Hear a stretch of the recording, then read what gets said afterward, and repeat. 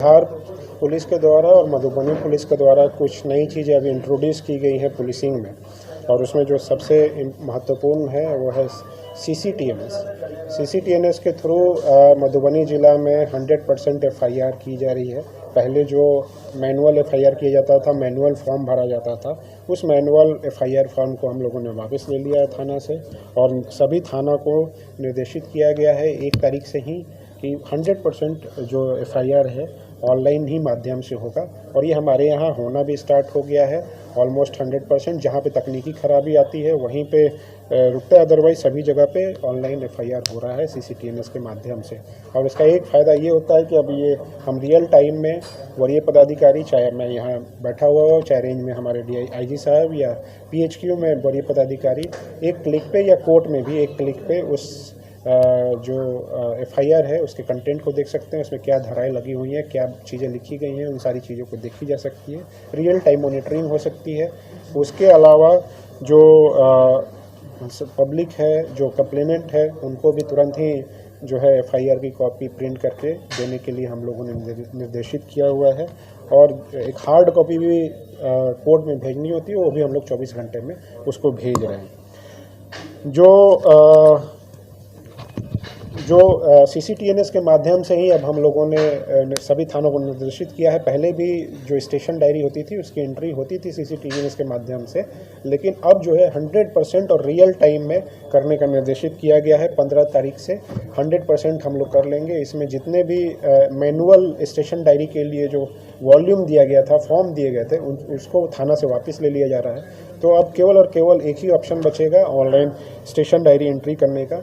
तो पहले जो मैनुअल स्टेशन डायरी एंट्री होती थी उसमें कई तरह से मैनिपुलेशन का ऑप्शन रहता था, बैकडेटिंग करने का, कई बार शिकायतें भी मिली जिस पर कार्रवाई भी की गई है। अब वो सारी चीज़ें हट जाएंगी, इससे पारदर्शिता बढ़ेगी।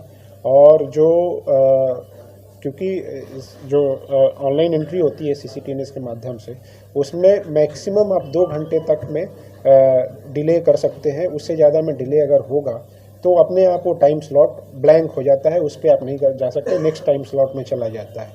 तो अब किसी तरह का कोई भी बैकडेटिंग नहीं हो सकती है, तो ये बहुत बड़ा फ़ायदा होगा। उसके अलावा जो जैसा हम लोगों ने कई बार देखा है कि जो कभी कभी सीरियस क्राइम हो जाती है, हीनियस क्राइम हो जाती है, या और भी कोई भी क्राइम होता है जिसमें कंप्लेनेंट कई बार घटना के 1-2 दिन तक डिले करके FIR करते हैं। उसमें कई बार वो कहते हैं कि हम अपने संबंधियों से विचार विमर्श करेंगे, अपने वकीलों से विचार विमर्श करेंगे, और कई बार हम लोगों ने देखा है कि उसमें ऐसे कई लोगों के नाम भी आ जाते हैं जो कि रियल में वो उसमें सम्मिलित नहीं होते हैं। तो वो चाहे आपसे दुश्मनी के कारण हो या जैसे भी हो, वो आ जाते हैं। हम लोगों ने कई बार महसूस किया है। बाद में इन्वेस्टिगेशन में वो चीज़ें हटती हैं या तो हम लोग वो करते हैं, लेकिन FIR में ही होता है। तो अब जो है, पहले जब मैनुअल सिस्टम होता था तो उसमें बैक डेट में करके FIR हो जाती थी, तो इसमें डिले नहीं हो पाता था। लेकिन अब जब ऑनलाइन FIR होगा, ऑनलाइन स्टेशन डायरी एंट्री होगी, तो किसी तरह का चूँकि टाइम को हम लोग उसमें ये नहीं कर सकते हैं, तो अगर आप 2 दिन के डिले में FIR दर्ज करते हैं घटना से, तो वहाँ पे FIR में दर्ज होना पड़ेगा कि 2 दिन का डिले हुआ। तो इससे जो है प्रोसिक्यूशन पे बहुत बड़ा असर पड़ेगा। जो अभियुक्त हैं उनको फ़ायदा मिलेगा। कोर्ट इन सब चीज़ों को बहुत ही सीरियसली देखती है। सुप्रीम कोर्ट का कई गाइडलाइन भी है कि अगर डिले का FIR होता है तो इसका मतलब है कि उसमें थोड़ी सी मैनिपुलेशन की गुंजाइश है। इसलिए मेरी आप लोगों के थ्रू लोगों से भी गुजारिश होगी, रिक्वेस्ट होगा कि FIR जब करें तो तुरंत करें, ताकि इसकी जो है प्रोसिक्यूशन को मजबूती मिल पाए।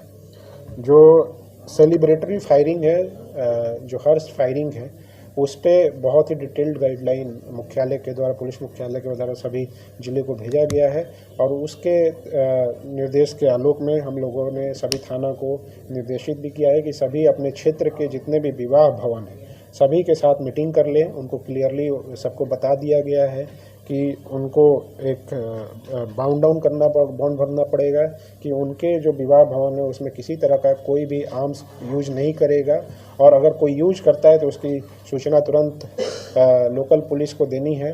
और अगर ये नहीं करते हैं तो वो भी कार्रवाई के भागीदार होंगे। और उसके अलावा जो ऐसे सेलिब्रेटरी फायरिंग करते हैं उन पे हम लोग जो आर्म्स एक्ट का जो सुसंगत धारा है उस पर कार्रवाई करेंगे, 307 की धारा में लगाएंगे।